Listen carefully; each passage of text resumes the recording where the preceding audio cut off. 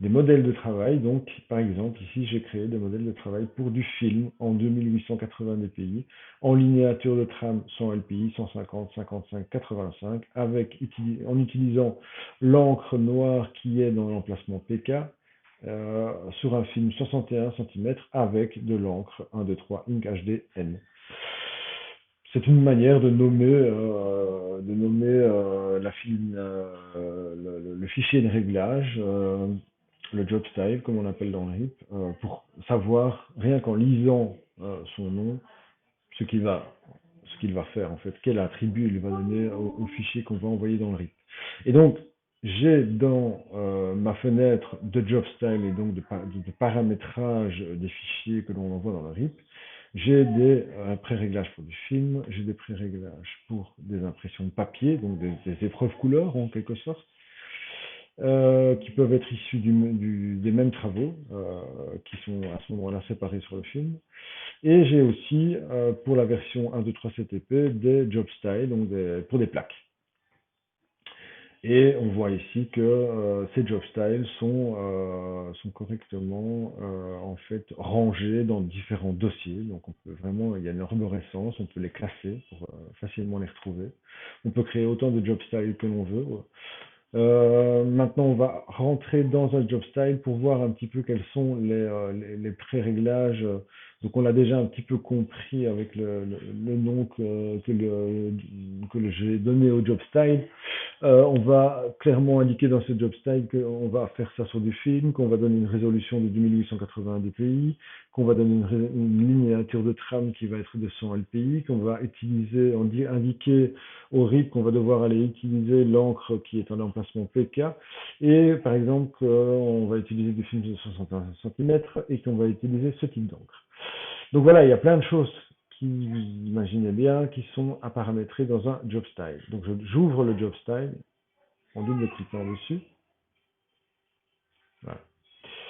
Donc c'est en fait, c'est le cœur même qui va guider le fonctionnement du RIP. Donc, un fichier va arriver dans votre RIP via en fait un fichier, ce qu'on appelle un hot folder. Donc, c'est un fichier qui est disponible sur votre PC, et donc on voit ici qu'il a une adresse, et on peut aller créer. Donc, quand on crée un job style, le RIP va créer un folder qui sera partagé sur le réseau, et dans lequel vous allez pouvoir déposer des PDF à partir de votre ordinateur. C'est une des manières de faire fonctionner le RIP. On peut aussi tout simplement faire ceci.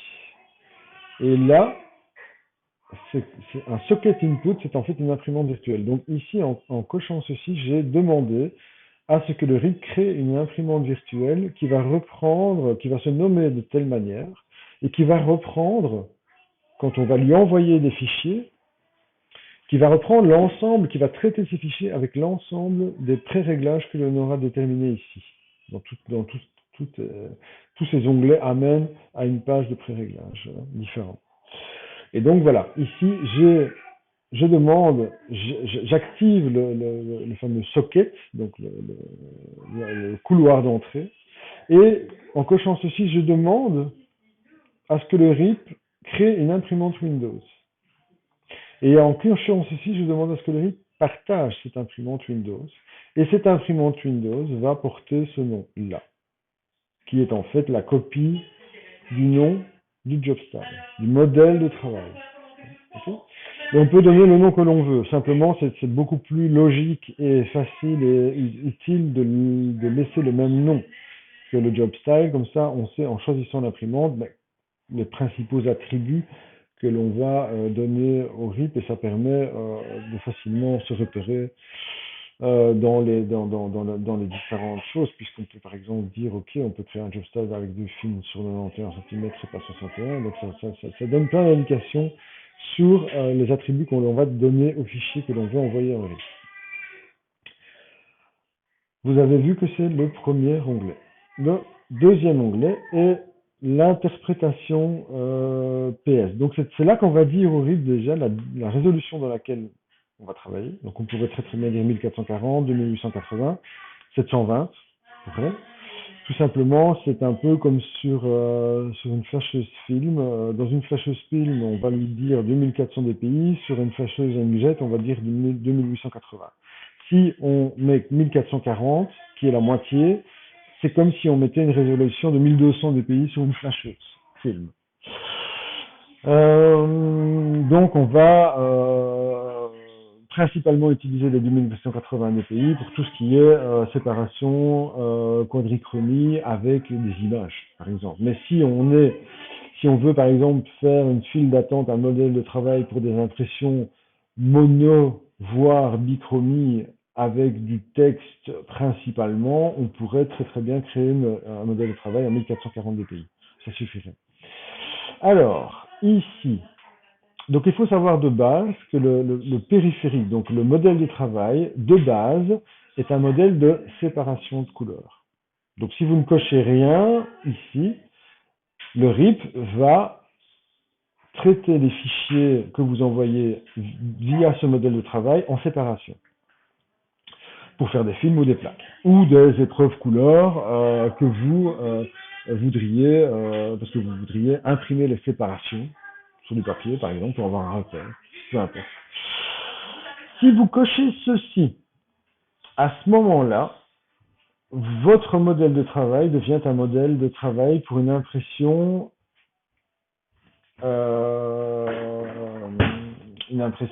d'une épreuve couleur. Donc, ici, on ne va plus séparer les fichiers en plusieurs séparations pour à chaque fois les imprimer sur un périphérique qui est tout compte fait uniquement noir, mais on va traiter le fichier dans son ensemble comme étant un fichier CMYK. Et à ce moment-là, votre modèle de travail est destiné à une imprimante à utiliser les couleurs CMYK de l'Epson. Si maintenant vous cochez ceci, votre modèle de travail est alors un modèle de travail de séparation de couleurs, mais en épreuve couleur. Voilà. Dans le cas qui nous intéresse, ici, nous sommes en train de créer une file d'attente pour deux films. Donc, on va passer les détails sur les deux périphériques que l'on peut créer pour faire des impressions couleurs et utiliser les encres CMYK d'Epson. Ce qui nous intéresse ici, c'est de voir comment créer une file d'attente pour du film. Voire une plaque, mais ici, c'est parce que tout compte faire, la différence entre le film, une file d'attente pour le film ou pour une plaque, c'est juste le support sur lequel on va imprimer, mais tout compte fait, en soi, on sépare des fichiers pour les flasher des séparations séparées sur le film ou sur une plaque. On va de toute façon imprimer ces fichiers en monocolore, en noir. Donc, dans le reste des options ici, elles sont très bien comme elles sont. On va dire ça comme ça. Ça sert à rien d'aller compliquer les choses en détaillant absolument tout, parce que tout compte fait, les choses sont optimales. On va donc passer à cet onglet, et vous voyez que cet onglet n'est pas activé dans cette file d'attente, tout simplement parce que c'est un onglet qui va permettre de dimensionner notre fichier différemment. Alors, c'est clairement un onglet qui est destiné à l'impression flexo, pour compenser, par exemple, les élargissements que l'on peut avoir quand on fait du film, ou des clichés flexo pour de l'impression sur des objets qui sont cylindriques, par exemple. Là, on doit compenser une certaine déformation. Mais dans notre cas, ça n'a pas d'intérêt. La prédéformation, c'est un peu la même chose que l'option d'avant, et ça permet ici de distordre encore plus précisément pour la flexion. Bon, ici, cocher ceci veut dire que ici c'est le réglage de séparation. Donc le réglage de séparation, la première chose que l'on va régler, c'est au niveau du rendu couleur de séparation. Donc on va d'office choisir, quand on est sur du film, on va faire des films pour imprimer sur des presses offset. Donc, on va choisir un profil de séparation qui va prendre en compte l'espace colorimétrique d'une presse offset. Donc l'isocoté de V2 est le meilleur moyen, c'est le profil couleur pour imprimer en offset sur du papier couché. Si maintenant on doit faire un profil de séparation couleur pour une impression offset qui va utiliser du papier non couché, à ce moment-là, on doit créer un autre modèle de travail et venir sélectionner ceci, l'ISO uncoated, qui va en fait limiter la quantité d'encre que vous aurez au final, la densité donc des séparations pour du papier, pour un papier non couché qui accepte moins d'encre qu'un papier couché. Pour info, un papier couché accepte plus ou moins un total de couverture d'encre de plus ou moins 320%. L'idéal est de ne pas monter au-dessus de 300 pour ne pas boucher les trames. Donc ça, c'est quelque chose que l'on peut déjà vérifier dans son logiciel tel que InDesign. On peut vérifier la couverture d'encre que le profil que l'on attribue à son fichier va donner sur la presse. Et on peut vérifier ça aussi dans un PDF, Acrobat PDF Pro. On peut ouvrir un fichier PDF et regarder la couverture d'encre que le profil en fait qui est attaché à ce fichier PDF, le profil couleur de séparation, va donner sur la presse. Et donc on peut normalement déjà apercevoir avant d'envoyer un fichier dans le RIP si ce fichier risque de bien s'imprimer ou pas, ou risque de boucher sur l'impression papier. Mais ça c'est un autre un autre cas de figure, ou du moins c'est une précision que je donnerai dans une autre vidéo.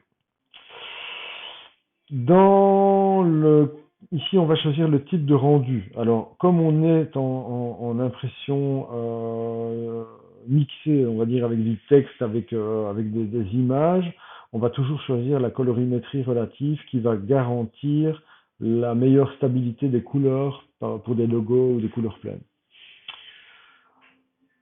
Dans certains cas, quand on utilise des profils spéciaux, on va compenser le point noir, c'est-à-dire c'est l'engraissement du point. Mais comme on ne le connaît pas et qu'il peut être différent d'une presse à l'autre, ici, il vaut mieux pas essayer de le compenser. On peut désactiver le management colorimétrique pour le texte et les graphiques, ou le texte et les images vectorielles, ou le texte et les images vectorielles et les photos.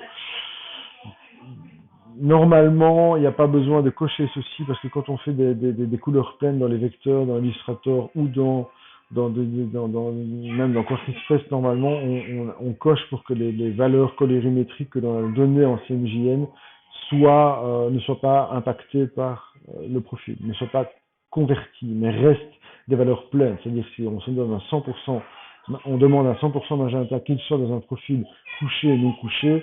Si on demande un 100% magenta, ce sera un 100% magenta. Et ça ne sera pas un 100% magenta diminué parce qu'on était dans le profil côté et qu'on veut baisser la couverture d'encre. On ne va pas dire que ça va être un 80% magenta, ça restera un 100%. Donc dans le cas ici, on pourrait très très bien dire que on a par exemple, ça c'est pour une conversion, hein, on sait qu'on a un fichier qui est fait avec un profil par exemple en côté du faux gras, ou qui est fait originellement avec un fichier uncoated et qu'on veut le passer pour un fichier qui va être imprimé sur du papier couché. Là, on peut cocher ceci, mais dans le cas présent, comme on envoie directement les fichiers à partir de son logiciel de composition, ça n'a pas d'intérêt d'aller faire ceci. Même si on utilise des fichiers PDF, ben on va exporter le fichier PDF en faisant en sorte de choisir le bon profil et non pas de choisir un profil que l'on va devoir convertir. Ce n'est pas conseillé. Alors, ici, comment le RIP se comporte par rapport au fichier. Donc, soit on dit, ok, ici en fait on dit le RIP doit auto-détecter si c'est un fichier qui est déjà pré-séparé ou si c'est un fichier, parce que ça arrive que l'on lance des fichiers en pré-séparation à partir de son programme de composition, mais avec un RIP de ce niveau-ci, c'est très déconseillé de le faire, tout simplement parce qu'on apporte déjà plein de réglages et le RIP est prêt pour traiter des fichiers CMYK, donc des fichiers composites en séparation, et ça n'a pas d'intérêt d'aller les séparer soi-même à partir du logiciel de composition. Il vaut mieux envoyer un fichier composite dans son logiciel de composition et d'envoyer un fichier composite au RIP et laisser le RIP le séparer lui-même en séparation. Tout simplement parce que le RIP connaît l'étalonnage de votre presse, de votre flasheuse 1, 2, 3 CTF. Il connaît l'étalonnage de cette flasheuse-là et donc il sait comment au mieux séparer les fichiers, créer les séparations en utilisant les compensations de l'étalonnage. Si vous envoyez les fichiers très séparés à partir de votre logiciel de composition comme Quark Express et que vous demandez séparation sur le logiciel de composition, il va traiter les séparations sans s'occuper de l'étalonnage de votre flasheuse. Donc ça n'a tout compte fait pas, le fichier pourra être mal séparé. Tandis que si vous envoyez un fichier composite, vous ne demandez pas les séparations dans Quark Express, mais vous l'envoyez tel quel au RIP, comme si vous vouliez imprimer sur une imprimante laser, couleur. Bien à ce moment-là, le RIP va lui séparer parce qu'on lui a demandé ici de travailler comme un périphérique de séparation. Et donc, il va séparer lui-même le fichier en fonction de l'étalonnage de votre flasheuse 1, 2, 3 CTF. Donc voilà, envoyer des fichiers CMYK au RIP et pas des fichiers pré-séparés.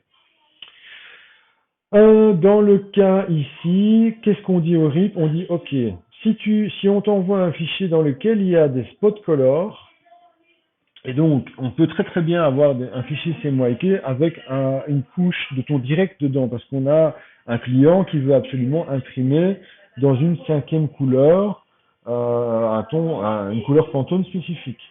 Donc là, le RIP, qu'est-ce qu'il va faire? Vous lui envoyez un fichier dans lequel vous avez fait de composition CMYK, mais vous avez rajouté une couleur Pantone. Le RIP va vous donner 5 séparations. Si vous avez fait un fichier CMYK dans lequel vous avez demandé 2 couleurs Pantone, le RIP va vous donner un fichier avec 6 séparations. Les 4 CMYK plus les 2 couleurs de ton direct. Si vous choisissez cette option-ci, là vous dites au RIP, je ne veux que du CMYK. Toute couleur de ton direct qui serait incluse dans mon fichier de composition doit être convertie dans les 4 séparations et pas me donner une 5e séparation. Donc ça, c'est très important, le choix qu'on va faire ici. Ça dépend évidemment de ce que l'imprimeur veut faire. Si l'imprimeur a la capacité d'imprimer en CMYK plus une couleur de ton direct parce qu'il a acheté la couleur Pantone spécifique pour son client, parfait, laissez-le comme ça. Si maintenant vous avez peur que des clients vous envoient des fichiers CMYK dans lesquels il y aurait des couleurs Pantone et qu'ils auraient oublié de les convertir au préalable et qu'ils veulent absolument avoir du CMYK et pas une 5e un 5e fil avec une couleur spécifique à imprimer, ben à ce moment-là, vous devez choisir cette option. Ou si vous voulez créer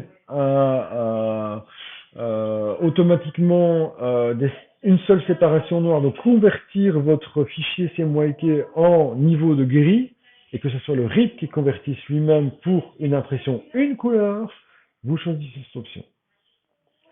Dans notre cas, de base, en tout cas pour ce réglage-ci, parce que chez nous, ou ici plutôt non, on va pas dire chez nous, on va dire que l'on considère dans cette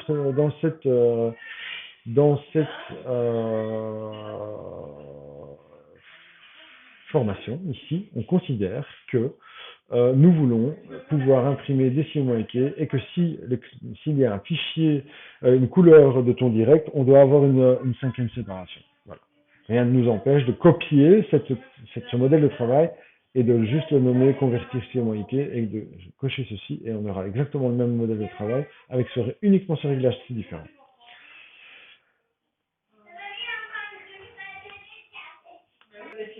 Alors, au niveau du color filtering, cette option-ci va simplement demander que tous les éléments RGB dans votre fichier, qui serait à 000, soient transformés en noir 100%.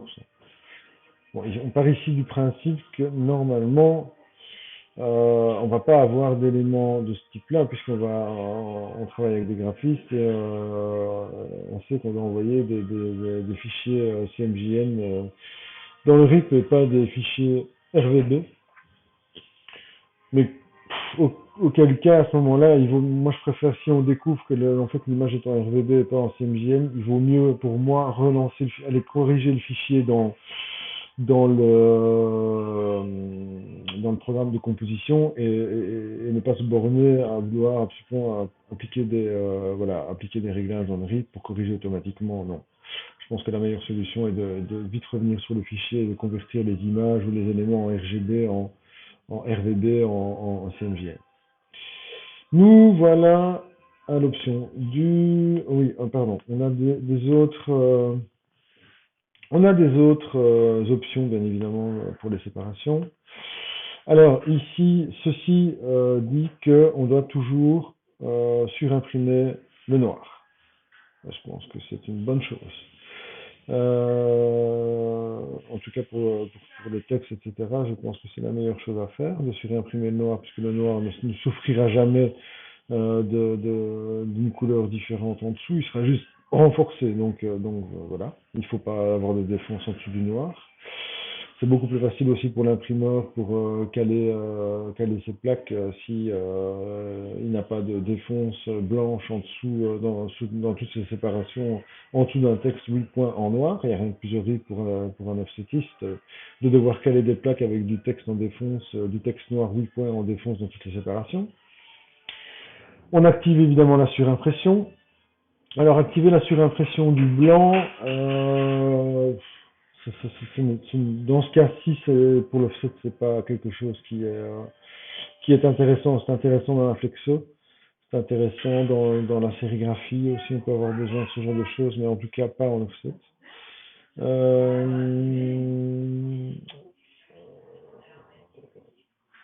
Ouais, très honnêtement, cette option-ci, je ne l'ai jamais changée.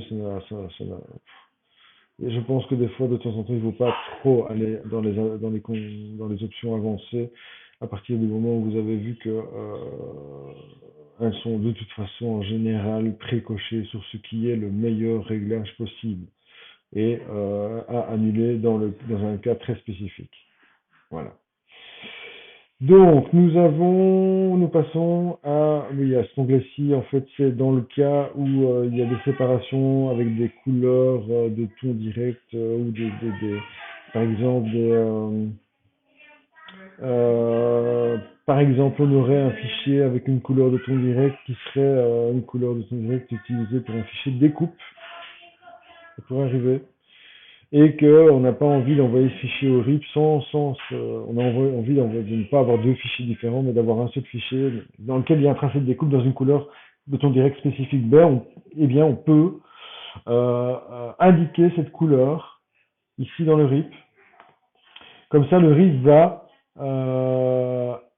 ignorer cette couleur, ne pas créer de séparation avec cette couleur. Ça peut être très intéressant dans un fichier combiné. Mais en offset, encore une fois, ce n'est pas toujours le cas, c'est rarement le cas. Ici, on a les informations sur le trapping. Alors, le trapping est disponible dans cette version démo, mais fait partie d'un module complémentaire du RIP et est une option qui n'est pas obligatoire. Hein. Le trapping, c'est un peu trop long pour expliquer ce qu'est le trapping, mais c'est le recouvrement entre les séparations. Hein. Quand on a par exemple dans un logo, on a un élément vert qui est juste à côté d'un élément jaune, enfin un élément cyan et un élément jaune, mais avec le trapping, on va s'arranger pour que la séparation jaune, l'élément jaune, aille un petit peu sur l'élément vert pour ne pas risquer, dans le cas d'un mauvais repérage, des séparations dans la presse, des plaques dans la tresse pour ne pas avoir un blanc, tout simplement, entre les deux. Mais voilà, ça c'est une option payante du RIP. Donc dans ce petit didacticiel, je ne vais pas en parler plus, puisqu'on ne sait pas avoir accès dans les versions payantes standards que l'on a avec le RIP. Alors, ici, l'étalonnage. Alors, l'étalonnage est très important. Pourquoi? L'étalonnage, en fait, pour une flasheuse, c'est indispensable. En tout cas, pour un 2.3 CTF et pour un 2.3 CTP, c'est indispensable. Donc, qu'est-ce que c'est? C'est tout simplement l'imprimante. On demande à l'imprimante d'imprimer des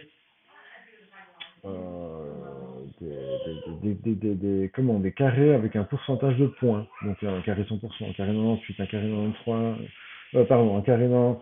Basiquement, ce sont les lignes de strip de calibration qu'on peut retrouver sur les flasheuses et on doit mesurer ça avec un densitomètre. Un 2.3 CTF étant un système extrêmement stable avec une encre extrêmement stable également, cette courbe est applicable sur tous les modèles. Donc elle est déjà appliquée sur votre modèle, en tout cas dans cette courbe, dans cette file d'attente. Elle est déjà appliquée, la correction est déjà appliquée. Donc vous n'avez pas besoin, vous client, d'avoir un densitomètre pour étalonner votre 1, 2, 3 CTF.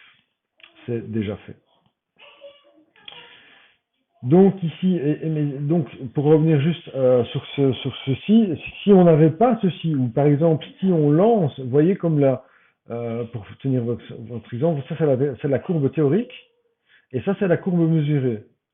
Donc c'est-à-dire que pour vous reprendre un exemple, le 60% théorique qui devait être sorti, à la base était sorti en 88% de couverture de points.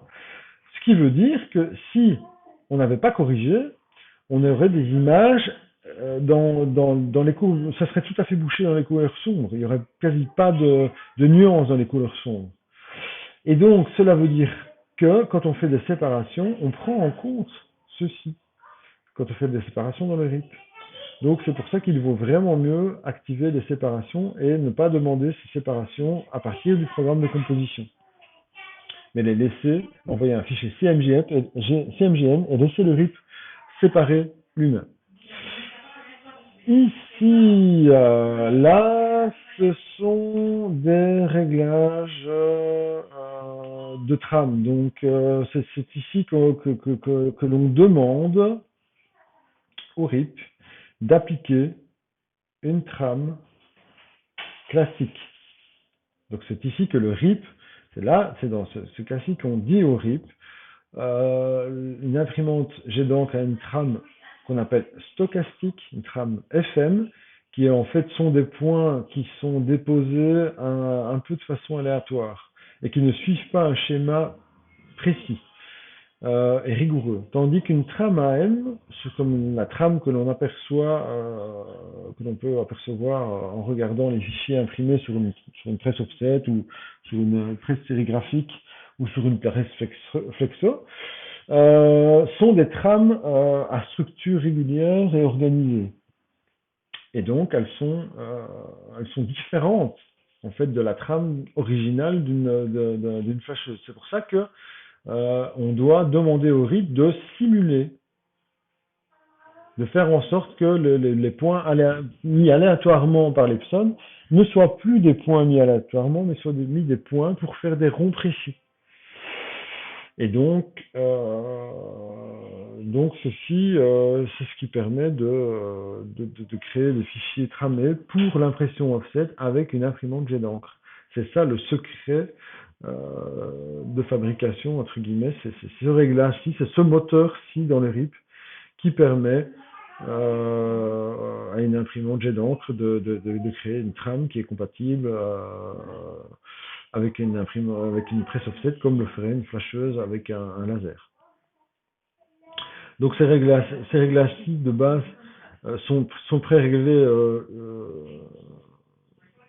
sont valables pour tous les traceurs Epson et SCP parce qu'ils sont très stables, en fait d'une fabrication très stable, donc ils réagissent très très fortement, de façon très similaire de l'un à l'autre. C'est également ici, dans les trames, que l'on va demander la fréquence. Et donc la fréquence n'est pas la même chose que la résolution. La fréquence est intimement liée avec la résolution, mais par exemple, si vous demandez une... donc, la résolution ici, pardon, les 2880 dpi, c'est, on va dire, le fichier qui est redimensionné par le RIP avant d'être tramé. Okay, donc ça, c'est vraiment la résolution que l'on voit et que l'on a au niveau du fichier. Ensuite, donc le RIP prend un fichier Photoshop, un fichier de composition qui est composé avec des images 300 dpi, qui est lui-même qui sont des fichiers 300 dpi, et il le convertit, on va le recompose dans une résolution de 2880 dpi, et ensuite adapte la trame, parce que ça, c'est la résolution de la presse. C'est ce qui va donner la finesse de trame dans la presse. Donc en général, dans une presse offset de de bonne qualité, voilà, une presse offset de bonne qualité, comme une Speedmaster, les Speedmaster 52, les Speedmaster 72, 74, les 102, peuvent aller avec des résolutions des miniatures de trame de 150. En général, les presses GTO, on va essayer, bon, si vous avez une GTO qui est particulièrement bien entretenue, qui est une machine qui n'est pas trop vieille, avec un blanchet qui n'est pas trop vieux, avec des cylindres de contre-pression qui ne sont pas abîmés, vous pouvez monter à 150. Si maintenant votre presse offset GTO elle est un peu usagée, et quand je parle de GTO, je parle de MO aussi, je parle de KORD, je parle de KORS, je parle de Cora, et je parle aussi de, pas des Speedmaster, mais oui, les anciennes Speedmaster. Toutes ces presses-là qui sont plus anciennes, elles, on va difficilement monter au-dessus de 133 LPI au niveau de la fréquence, de la miniature de trame.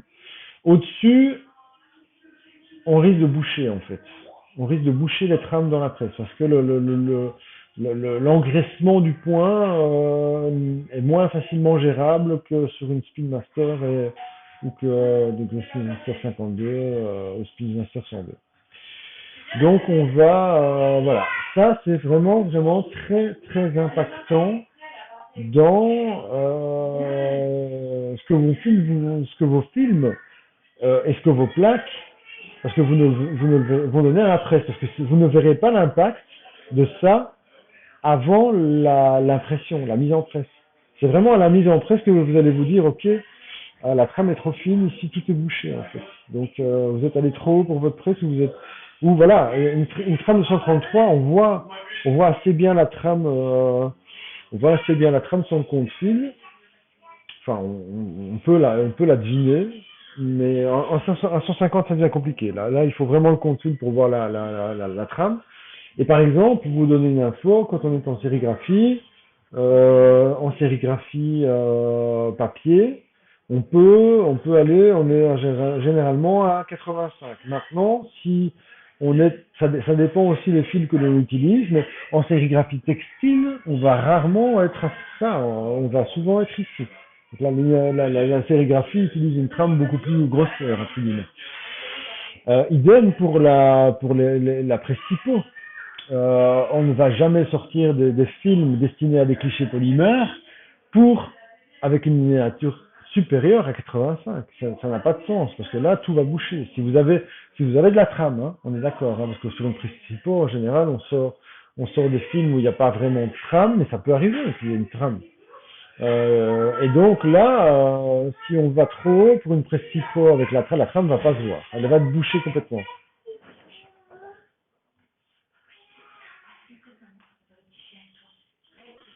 Alors, vous pouvez aussi ici choisir les angles de trame pour le noir.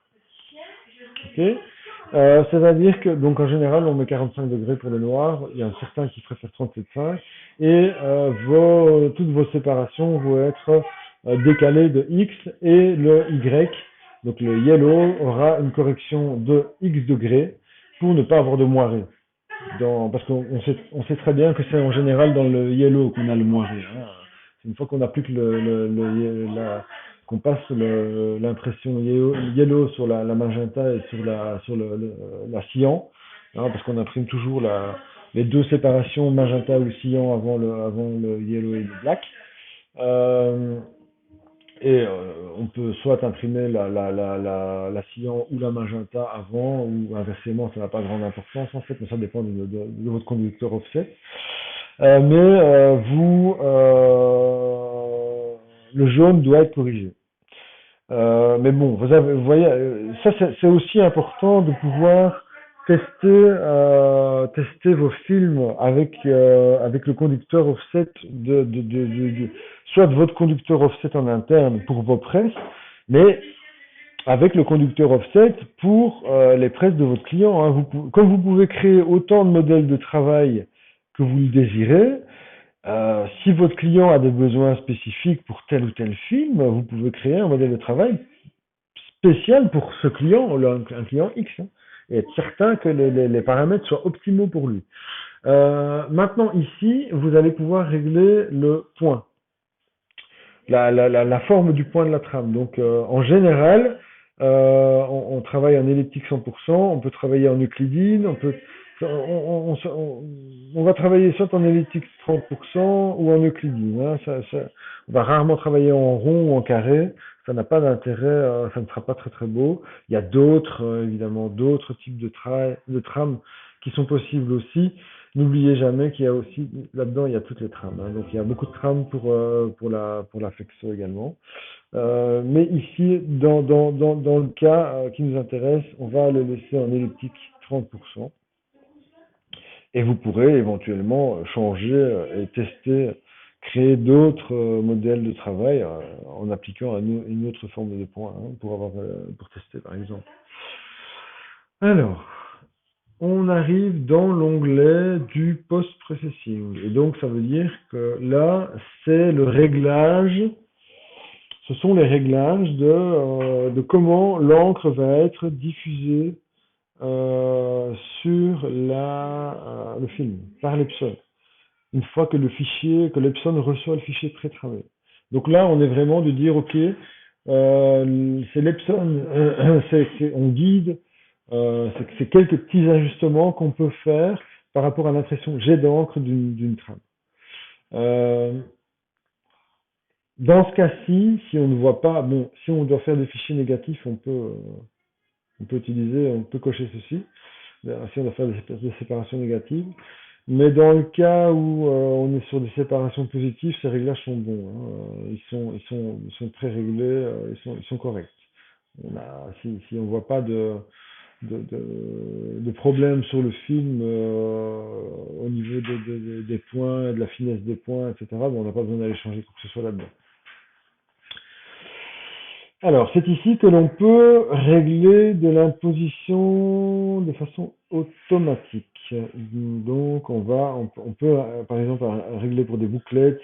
On peut régler on a plein de modèles préenregistrés. Vous voyez, appliquer les traits de coupe, appliquer les marques de proof, ça c'est quelque chose qu'on a fait au niveau perso. Appliquer les marques de préimpression. On peut choisir.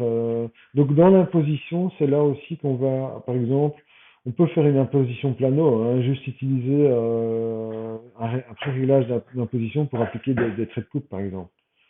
C'est très utile dans le cas d'un hot folder où on recevrait par exemple un fichier PDF dans lequel il y a du bord perdu mais il n'y a pas de trait de coupe. Tout simplement parce que, et ça c'est d'expérience, les imprimeurs détestent, les conducteurs offset détestent les croix de repérage qui sont générées par Quark Express ou Illustrator ou des choses comme ça. Elles sont pas très utiles en fait. Il vaut mieux appliquer des croix de repérage que l'on a dans un RIP, parce qu'elles sont beaucoup plus adaptées au travail Bon, la première chose, on a plusieurs types. Donc un conducteur offset n'est pas l'autre, et l'un préfère telle ou telle croix de repérage, l'un préfère les avoir sur les deux centres du fichier plutôt que sur les coins. Donc voilà. Ça, je dirais que ceci, c'est encore une possibilité que vous est offerte de créer plusieurs réglages d'imposition plano uniquement pour appliquer une color bar, par exemple une barre de couleur sur la partie frontale de l'impression pour pouvoir ajuster les encriers, par exemple d'une presse offset, en ayant tous des petits carrés CMJN qui se suivent les uns aux autres et qui sont en relation avec les différents réglages d'encriers sur la presse.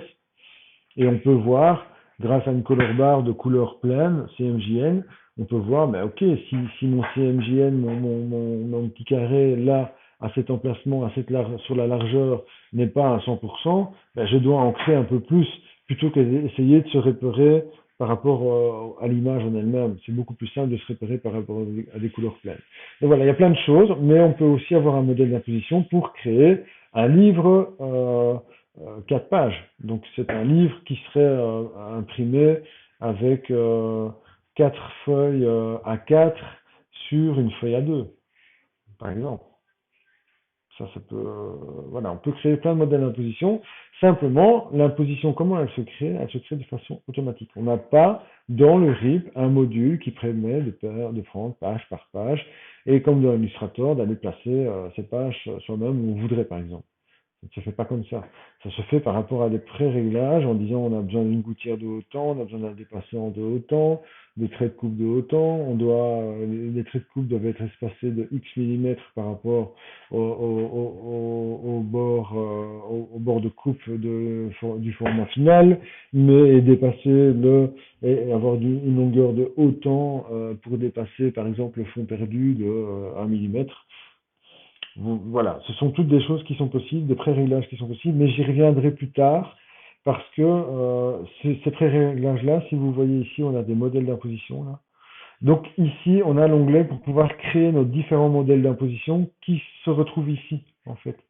Donc on va créer des modèles que l'on peut choisir pour appliquer dans le modèle de travail.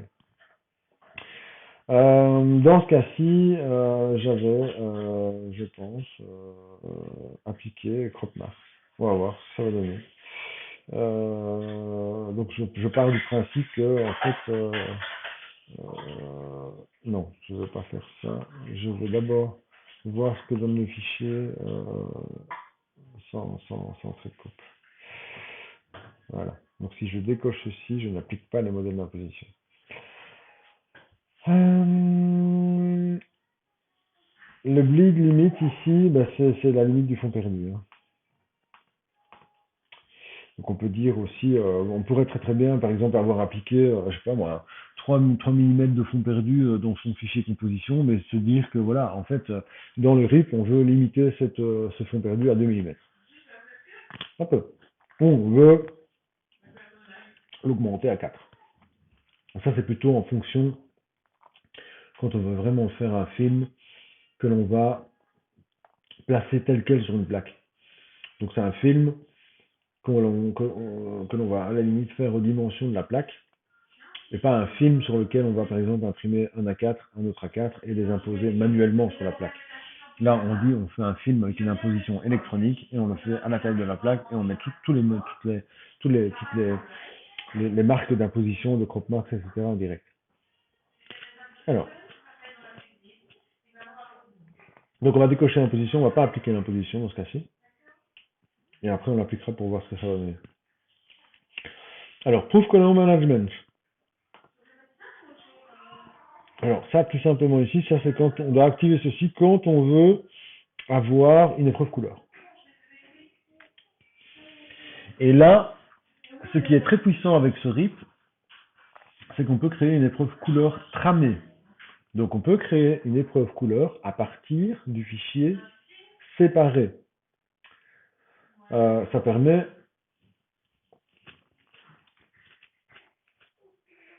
d'éviter toute erreur de conversion de couleur parce on imprime le CMJN à partir des fichiers tramés. Il n'y a plus de conversion de couleur. Mais c'est une impression d'épreuvage qui prend extrêmement longtemps à traiter, qui est extrêmement lourd à traiter pour le RIP. Et Hormis si vous avez des clients extrêmement difficiles qui veulent, à qui vous voulez faire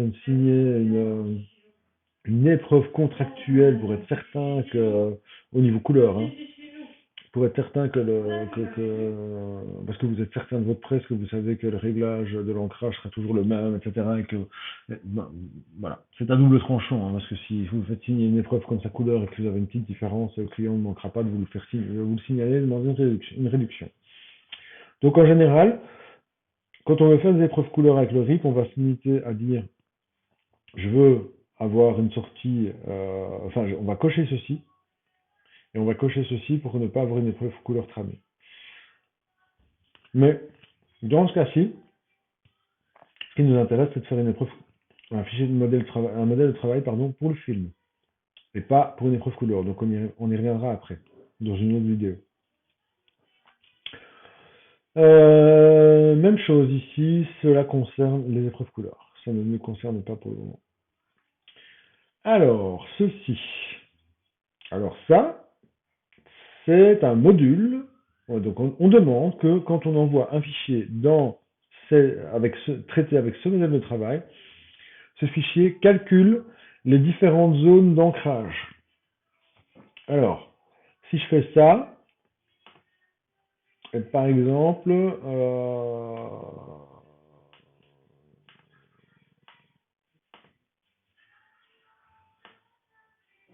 voilà, et que je choisis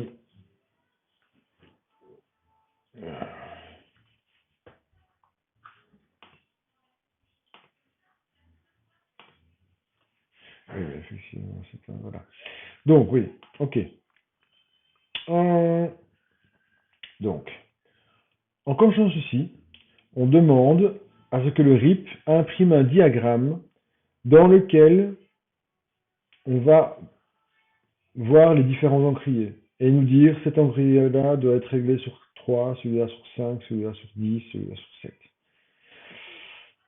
Et vous pouvez créer un profil de presse, donc vous devez au préalable, pardon, créer un profil de presse, parce que par exemple une SM74 n'aura pas le même nombre d'encriers et ils ne seront pas disposés à exactement la même distance qu'une GTO 52, tout simplement. Donc vous devez créer un profil de presse, le nommer par exemple GTO, dire que sa largeur de cylindre est d'autant, sa longueur de cylindre est d'autant, il y a autant de nombre de clés d'encriers sur votre presse. Vous devez mettre le nombre, par exemple, chaque clé d'encrier est réglable de 0 à 100 ou de 0 à 10 voilà. Est-ce que vous imprimez en perfector ou pas? Est-ce que vous avez une machine qui est en perfector ou pas? Vous devez aussi localiser votre impression, donc dire à la machine, bah, ok, ma marge de gauche c'est autant, ma marge de droite c'est autant, ma marge d'en bas c'est autant, etc., etc. Et dire que l'alignement de votre fichier est aligné sur le haut de la plaque ou sur le centre d'orientation, etc. Donc, vous pouvez, après avoir créé normalement, la marge sur une GTO devrait être de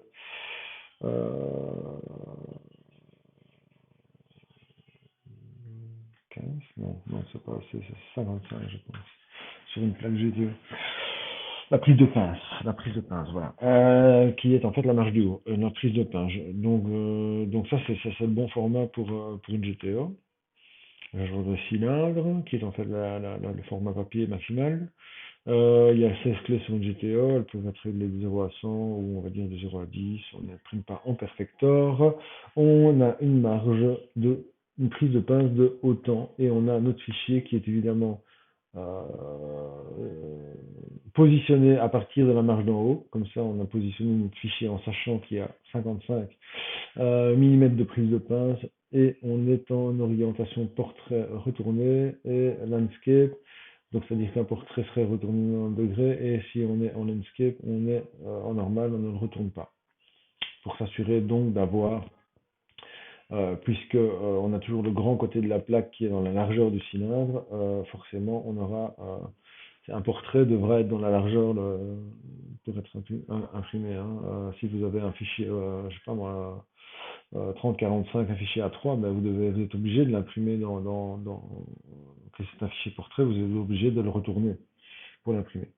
Donc voilà, ici on a créé le profil de presse et on peut dire, ok, imprimer le diagramme qui va de l'ancrage de votre fichier ici, on va l'imprimer sur telle imprimante qui est disponible sur notre ordinateur. Ici par exemple, c'est une imprimante qui est disponible sur mon ordinateur pour imprimer sur une feuille de papier le diagramme de mon ancrage. Ça peut être très utile pour guider le conducteur offset. Je pourrais très très bien dire à mon RIP que le fichier que je traite via ce modèle de travail doit être exporté en PDF ou en TIFF1-bit. Ça peut être aussi en TIFF1-bit ou en fait que je veux avoir, que je veux faire une file d'attente pour envoyer une prévisualisation de l'impression séparée, des séparations à mon client par exemple, ou au chef d'atelier. Alors, ici, c'est le positionnement de votre image sur le média. C'est super important, évidemment, de bien régler ceci. Ici, qu'est-ce qu'on dit? Ce sont les dimensions de sortie du film ou des plaques. Donc ici, on va dire qu'on va travailler sur un rouleau de 24 pouces, qui est en fait un rouleau de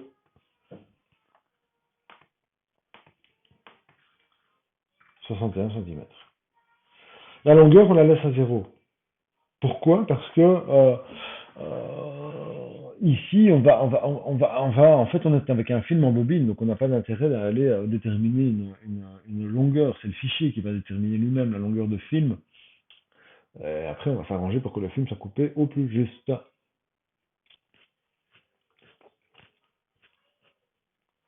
Ici, vous pouvez déterminer des marges d'impression, les marges d'impression de votre imprimante Epson.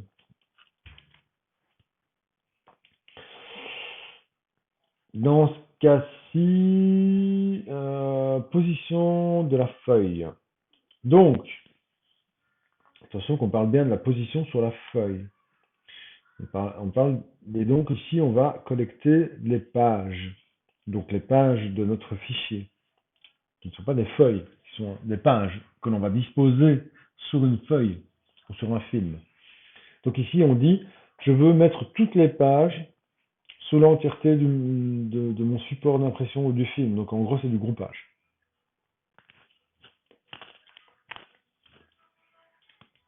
En gros, ça, c'est comme quand on faisait avant sur une flasheuse laser et qu'on demandait de mettre toutes les pages d'un fichier, toutes les séparations, et de les faire tout d'un coup pour pouvoir les développer tout d'un coup et obtenir une bobine ou une grande longueur de film sur lequel seraient toutes les séparations d'un coup. C'est à fortement déconseiller avec une flasheuse jet d'encre. Pourquoi? Parce que, par exemple, la première chose, dans une flasheuse laser, soit on avait la développeuse en ligne, soit on a la cassette réceptrice qu'on va après mettre dans la développeuse en ligne. Quand on a une développeuse en ligne, on pourrait très très bien avoir 5 mètres de film qui passe d'un coup dans la développeuse et qui est au fur et à mesure développé et qui est reçu et qui s'enroule dans le bac de réception. Si on travaillait avec sa flasheuse offline, avec une développeuse qui n'est pas directement en ligne et qu'on a une cassette de réception du film avec la flasheuse, ben en fait le film va s'enrouler dans la cassette de réception pour pouvoir être s'enrouler dans le noir dans la cassette de réception, puisqu'il ne peut pas être exposé à la lumière avant d'être développé. Et ensuite, on va prendre cette cassette pour pouvoir l'engager dans la développeuse, afin que la développeuse développe tout le film d'un coup et ressorte le film à la lumière une fois qu'il est développé.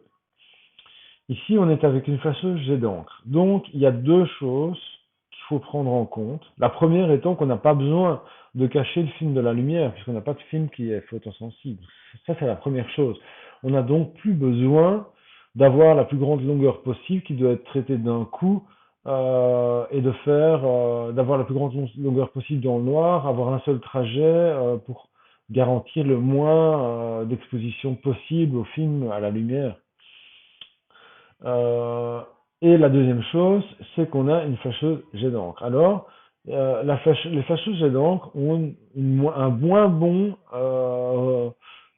stabilité dimensionnelle sur la longueur. Donc, plus vous allez dérouler du film, plus vous allez risquer d'avoir des légères déformations au niveau de la taille. Donc au lieu d'un mètre, ça ferait peut-être 1 m ou 99 cm. Et donc, ce qui est intéressant ici, c'est de sortir les séparations. Par exemple, si vous avez un fichier A2, vous devez sortir le plus grand côté. Vous avez un fichier A2 portrait, vous devez le sortir en transversal pour que son plus grand côté soit sur la largeur de votre film. Vous avez une flasheuse A2 au niveau en transversal. Ok? Donc, moi, je vous conseille de systématiquement, si vous avez des fichiers portraits, de demander à ce que les portraits qui peuvent être grands soient orientés automatiquement à une rotation de 90 degrés pour que leur grand côté soit sur le grand côté de votre film, sur la largeur de votre machine. Et je conseille de ne pas collecter toutes les pages sur l'entièreté du média, mais je propose de demander au RIPT de mettre le maximum de pages sur la largeur du média. Comme ça, il va traiter job séparation après séparation, sauf s'il pouvait en mettre 2 sur la largeur. Mais par exemple, dans le cas d'une flasheuse, vous voulez sortir un fichier A2, donc même s'il est en portrait, il va sortir en transversal, et donc on va sortir une séparation par séparation sur la largeur du film. Maintenant, si vous devez imprimer un A3, que votre document final sera en A3, seront des pages A3, ben là vous pourriez facilement mettre 2 séparations A3 en transversal, donc de 42 cm au niveau du grand côté, sur Non, vous ne pourriez pas, pardon. Non, vous ne pouvez pas. Là, vous êtes obligé de les sortir en portrait. 2 A3. Non, je dis des bêtises. C'est 2 A4. 2 A4. 2 A4 portrait transversal sur la largeur d'impression. Alors, donc ici, on va demander au RIP de collecter un maximum de pages sur la largeur. Et s'il n'y arrive pas, il les traite les unes au-dessus des autres. Je parle de séparation. On demande au RIP de centrer le fichier, les séparations, les impressions, sur la largeur du média. Au niveau de ça, ça doit être centré.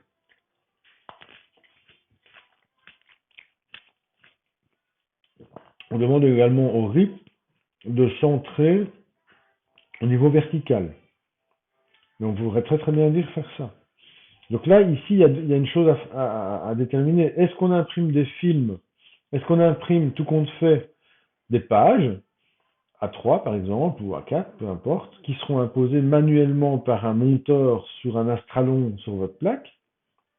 Ou est-ce que vous voulez sortir des films aux dimensions des plaques pour que, en fait, le monteur doive juste déposer un film qui va faire la taille de la plaque sur la plaque pour l'exposer tel quel et ne pas faire du montage manuel. Si c'est ça, à ce moment-là, vous devez prendre en considération le positionnement de l'image sur la plaque avec la prise de pince de la presse. C'est très important. Vous pourriez, par exemple, un fichier allez, on prend donc un fichier GTO, 36, enfin 52 cm, papier 52 cm sur la largeur du cylindre, et donc sur la largeur d'impression, et 36 cm sur la longueur du cylindre. Si, en ayant une prise de pince de, on va dire, 5 cm, et que vous ayez donc 5 cm, il nous reste 31 cm sur le papier, 36 cm dans la longueur, moins 5 cm de prise de pince, il nous reste 31 cm. Imaginons que vous voulez imprimer un fichier de 30 cm de haut, avec des traits de coupe, enfin avec un bord perdu de 3 mm, ce qui nous donne un bord perdu en bas de 3 mm, plus au-dessus de 3 mm, ça fait 6 mm, plus encore les traits de coupe qui vont déborder un peu plus loin que le bord perdu de 3 mm, et que vous demandez de centrer l'image au niveau vertical, mais vous allez avoir une partie de l'image qui va être reniée à cause de la prise de pince.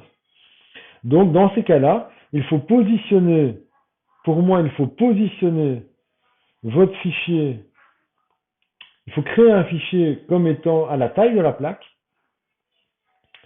ou du moins positionner par rapport au haut, donc à la prise de pince, en disant que votre prise de pince qui n'est pas reproduite, pas utilisée au début, est de 5 cm. Comme ça, le RIP va par rapport au bord de la feuille, pas de la page, hein, la feuille et donc de la plaque, il va d'office décaler le visuel de 5 cm pour la prise de pince.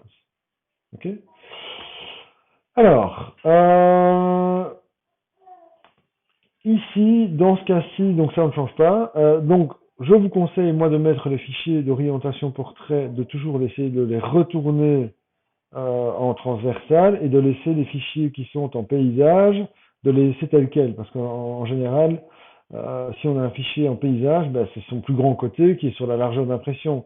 Si on a un fichier en portrait, en général, c'est le plus grand côté qui est sur la longueur d'impression. Et donc là, il vaut mieux essayer de minimiser la longueur de film qu'on utilise et d'essayer de maximiser la largeur de film utilisée. Alors, donc voilà, ici on a correctement réglé notre modèle de travail par rapport au positionnement. Ici, on demande où va aller le sélectif. Donc ici, en fait, en gros, hein, votre RIP va créer un fichier TIFF1-bit qui va être un fichier de très haute résolution, mais en monocolore, qui va être envoyé sur le print manager, qui est en fait le print manager, qui est en fait le périphérique 1 des 3 labs qui est connecté, qui est l'Epson en fait. Ok. Donc ça, ce réglage est bon si on a correctement réglé dans le print manager, le print manager qui est disponible ici. Mais ça, c'est quelque chose que l'installateur doit faire. C'est à l'installation du RIP. Donc voilà, on voit qu'on a un périphérique qui est nommé comme ça, qui est en fait repris ici. Et si on ouvre, pardon, on fait un clic droit, oh non, on fait pas ça. On fait pas un clic droit, on fait sur le print manager. Pardon, ici. Donc je peux le fermer ici, et dans ce cas-là, il se retrouve, voilà, le print manager.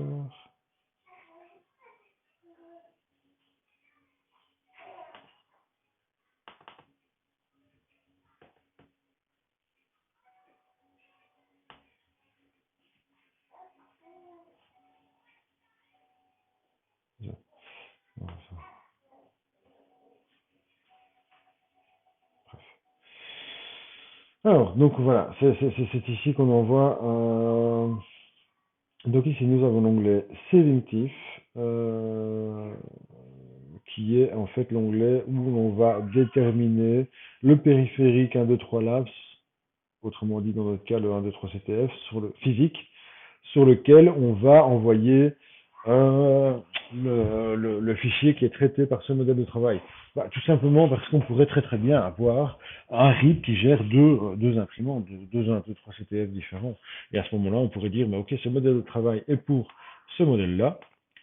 Cet autre modèle, on a créé un autre modèle de travail qui lui va être connecté à un autre périphérique 1, 2, 3 CTF ou 1, 2, 3 CTP. Alors, ici, je vais passer pour juste vite aller sur ces deux-là, parce que celui-ci mérite d'entrer plus dedans. Et il y a quelque chose de très important à retenir avec celui-ci. Alors, imaging. Dans ce cas-ci,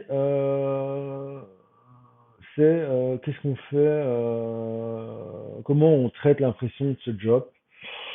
Euh, on peut, donc ça c'est la partie impression, donc c'est-à-dire qu'on peut très très bien imprimer faire des séparations, mais vouloir ces séparations en négatif, pour de la typo par exemple. Mais dans ces cas-là, on va, on va cocher ceci. Euh, et on peut choisir d'intervertir les. En fait, ici, on dit on va traiter le négatif en intervertissant les courbes positives. Donc les courbes positives ici de talonnage, mais on va la convertir. Et ici de screening, on va la convertir, on va la traiter de façon négative. On va la retourner en fait. On peut forcer l'impression des séparations cet ordre-là. Parce que normalement, elles sont imprimées avec magenta. Pas forcément, on n'est pas, si on lance toutes les séparations d'un coup, elles ne sont pas forcément imprimées en CMYK. Mais là, elles vont sortir dans l'ordre. On peut dire, ok, bon, en fait, je veux avoir, ce travail qui est traité par ce modèle de travail. Bien, en fait, il va être imprimé sur deux presses. Donc, je dois faire, et j'ai pas le temps j'ai deux châssis, je dois faire mes plaques le plus vite possible, je dois sortir deux films. Peu importe. Ça peut arriver, on sait jamais. Même chose ici, quand on a, ça c'est un peu le même ordre d'impression qu'on aurait, hein. On dit que quand on a page 1, page 2, page 3, page 4 en deux copies, ben, on veut d'abord imprimer deux fois la page 1, deux fois la page 3, deux fois la page 4, et pas imprimer page 1, 2, 3, 4, et puis page 1, 2, 3, 4 une deuxième fois. Euh, alors ici, impression progressive, ce n'est pas dans le cas du film. Et variable data printing, ça c'est une option aussi payante du RIP pour faire de l'impression à données variables, mais elle n'est pas disponible dans votre version du RIP. J'y reviendrai plus tard sur une autre vidéo. Alors ici, information sur le travail. Ça, en gros, c'est ici on va demander au RIP d'appliquer une étiquette en dessous du travail, une étiquette qui va imprimer, qui va indiquer en fait le nom du job. Donc ici en fait, voilà, je vois job name. Sur chaque séparation, c'est pas job name qui va être nommé. C'est par exemple si je vois un fichier qui s'appelle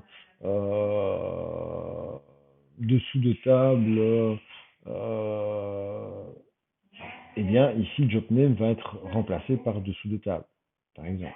Si le fichier est imprimé en 1200 ou en 2880 ou en 1440 dpi, donc comme on avait ici, on peut régler différentes choses.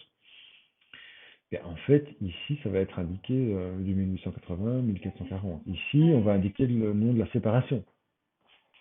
Si c'est le sillon, si c'est le magenta. C'est super important, évidemment, d'avoir ces informations-là sur le film. Parce que si vous donnez des films sur lesquels le nom des séparations ne sont pas indiqués, je souhaite bonne chance à votre imprimeur offset pour arriver à vous sortir un travail correct. Voilà, c'était la principale. On peut aussi régler pour envoyer automatiquement un email avec ces informations-là à telle personne, etc. Bon, ce sont des gadgets. Voilà, on revient sur Engine Setup. Donc, Engine Setup, c'est quoi? Ça, c'est vraiment le RIP qui va piloter, comment le RIP va piloter l'Epson. Va utiliser, va dire, ok, moi j'imprime pas, je suis pas une bête, je suis pas un bête fichier, j'imprime pas, je suis pas un bête fichier avec des couleurs CMJN et tu m'imprimes comme tu veux par rapport à ton propre driver. Non, non, non. Je te donne la façon d'imprimer. Et donc, ça va aller, entre guillemets, court-circuiter le pilote de l'Epson pour outrepasser des pré-réglages dans le pilote, ou les modifier, etc. Donc voilà.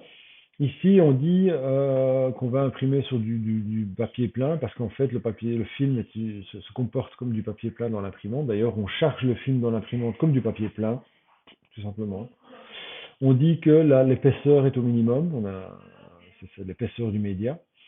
On dit que la tension du rouleau est normale parce que le film a une bonne stabilité dimensionnelle, donc il n'y a pas besoin d'avoir beaucoup de tension. On essaye, ici on demande une aspiration très basse parce que le film tient de lui-même plein, il ne va pas gondoler. Et donc, une aspiration très basse permet une meilleure calibration de l'avancement, en fait, de la constance d'avancement du film. Ici, on pourrait dire, en fait, voilà, c'est paper pass, donc c'est comment est-ce que le film est chargé, est-ce que c'est en cassette, est-ce que c'est une feuille, feuille par feuille, ou est-ce que c'est un rouleau. En soi, ça n'a pas d'importance de choisir cette option. On pourrait très très bien dire que c'est roll feed, hein, mais ça n'a aucune incidence.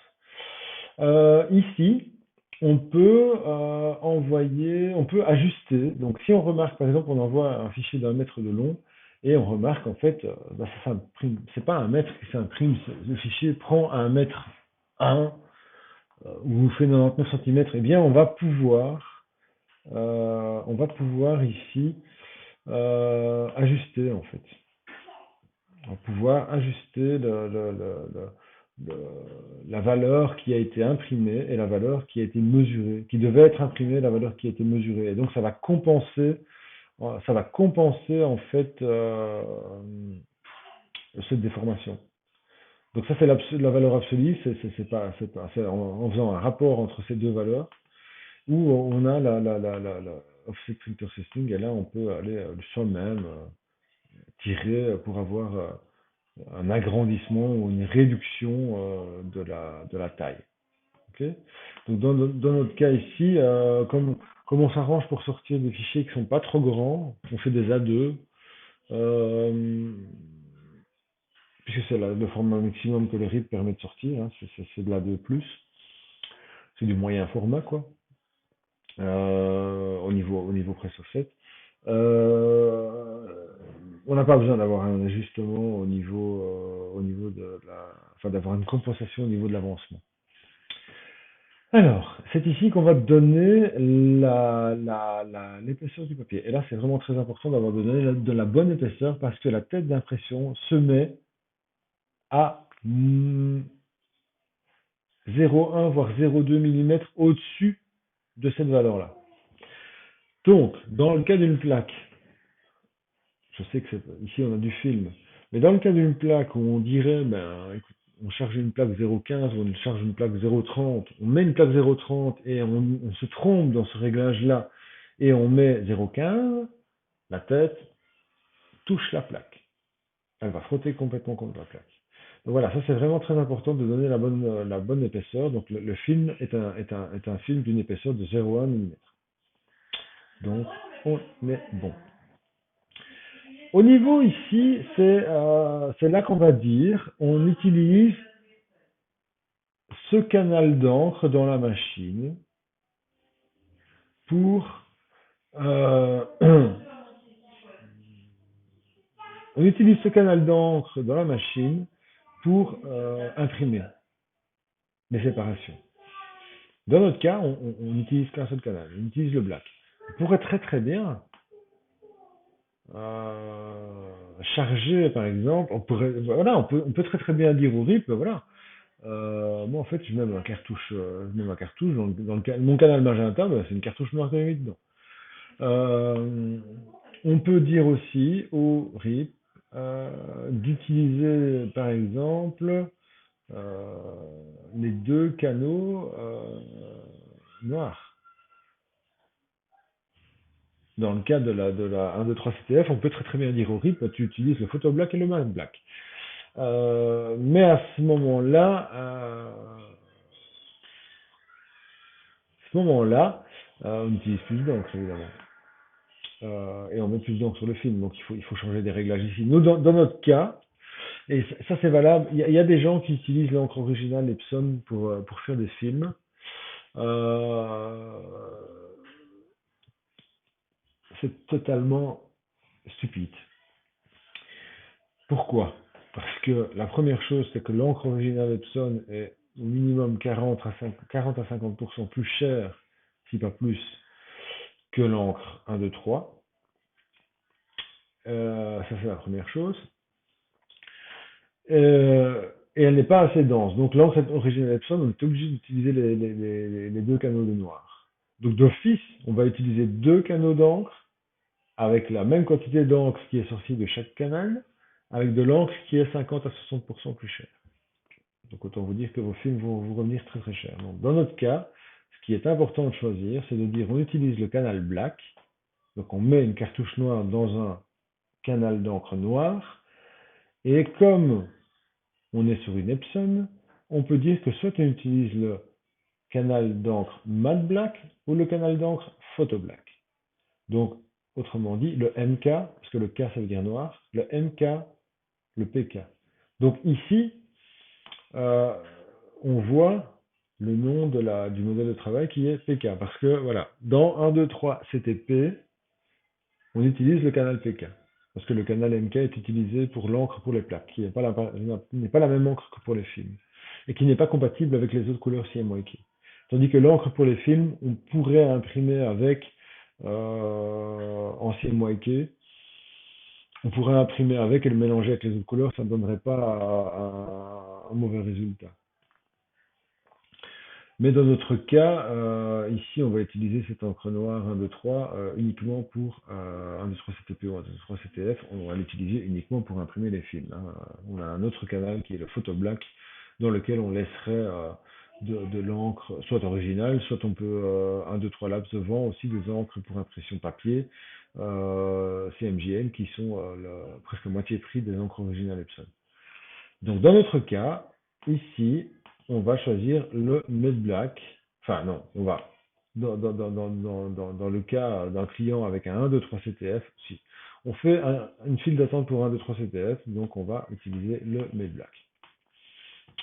Là, la densité de modulation est ce qui permet à votre film, à l'imprimante, de compenser le trop plein d'encre sur le film en fait. Et donc ça c'est un réglage standard avec les encres 1, 2, 3 qui en fait est un très bon réglage pour limiter assez la quantité d'encre tout en gardant une très bonne opacité de l'encre. Dans ces réglages-ci, voilà, donc ici la trame est basée sur l'imprimante, donc ça veut dire qu'on force, sur le RIP, on force la trame à M. On choisit de sortir, de réduire la taille d'impression de 15% pour avoir une meilleure qualité. Par contre, on laisse quand même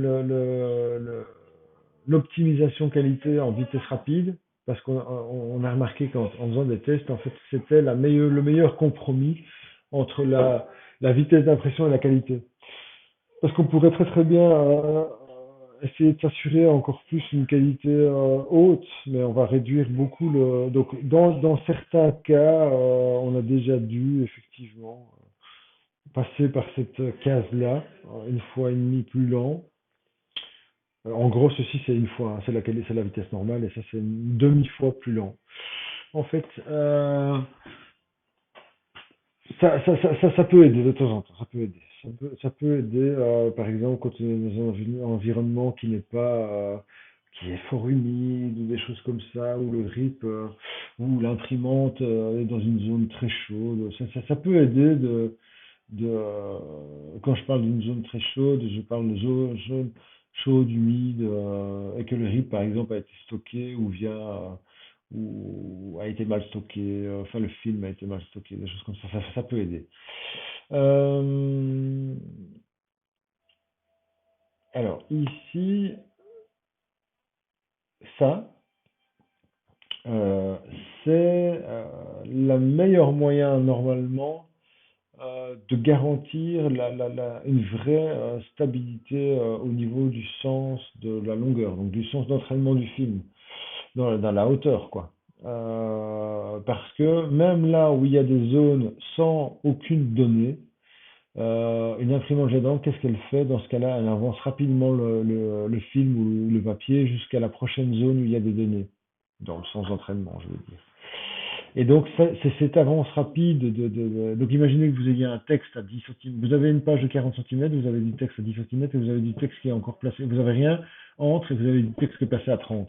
Mais l'imprimante va passer rapidement de 0 à 10 cm, va imprimer votre texte et puis elle va passer rapidement de 10 à 30, va imprimer votre texte et va passer rapidement jusqu'à la fin de la page. C'est ça qui peut créer des erreurs de correspondance, enfin, un manque accuracy, je cherche le mot en français, euh, un manque de cohérence par rapport à 100 cm, on veut imprimer 100 cm, ça donne 100 cm, c'est des déformations dans la longueur, pardon, voilà, j'ai trouvé mon mot. Euh, Ce réglage ici, bidirectional mode, veut simplement dire que l'imprimante va imprimer quand le chariot va de gauche à droite et quand le chariot va de droite à gauche. Donc, droite à gauche, gauche à droite, puisque là, ça part de droite. Euh, Ça accélère clairement la vitesse d'impression, ça va même presque 2 fois plus vite, mais ça diminue la qualité. Donc ça rend moins précis la conversion de la trame de l'imprimante jet d'encre en trame AM, donc de la trame FM en trame AM. Et les points pourraient être un peu plus flous. Donc ici, on en demande beaucoup à une imprimante jet d'encre, on lui demande de faire des points super définis alors qu'elle n'est pas normalement prévue pour imprimer comme ça, donc on va éviter de lui mettre une difficulté en plus, hein. Ici, c'est pour réduire la résolution de moitié dans le sens d'entraînement vertical horizontal. Je n'ai jamais vu d'intérêt à cette fonction, donc je ne l'active pas. J'ai déjà essayé cette fonction, mais ça réduit trop la qualité du fichier. Et dans ce cas-ci, ça c'est la taille de goutte. Et c'est le réglage le réglage de la façon de piloter l'Epson.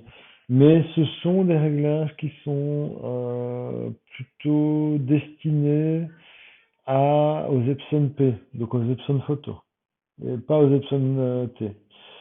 Euh, donc là, nous, ce qu'on utilise en général, c'est le droplet size défaut du RIP et pas d'un module VSD spécifique.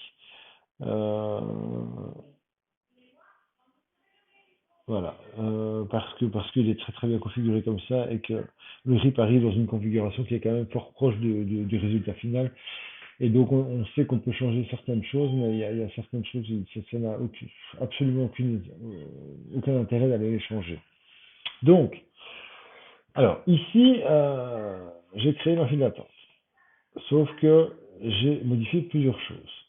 J'ai modifié, donc je fais toujours du film, donc je fais des séparations pour le film, je reste en 2880 dpi, mais je ne suis pas en 100 LPI, j'ai été changé ici et j'ai mis 150. Mais disons qu'on va le faire pour une presse GTE, donc ici on va mettre 133. Et là on va renommer 133 pour qu'en fait, on sache que c'est pour une GTE. On va indiquer que cette file d'attente, le modèle de travail doit aller être utilisé avec l'encre MK.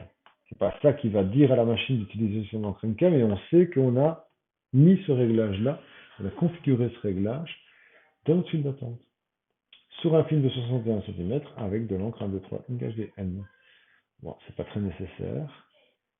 Et ça serait peut-être pas très nécessaire non plus. Moi, ici, j'ai fait ça, j'ai mis ces particularités-là, ces précisions-là supplémentaires parce que j'ai créé ces files d'attente avec un 1.2.3 CTP et un 1.2.3 CTP. Il a des files d'attente pour les plaques et pour pour des plaques et des films, et donc forcément, ça n'utilise pas le même canal.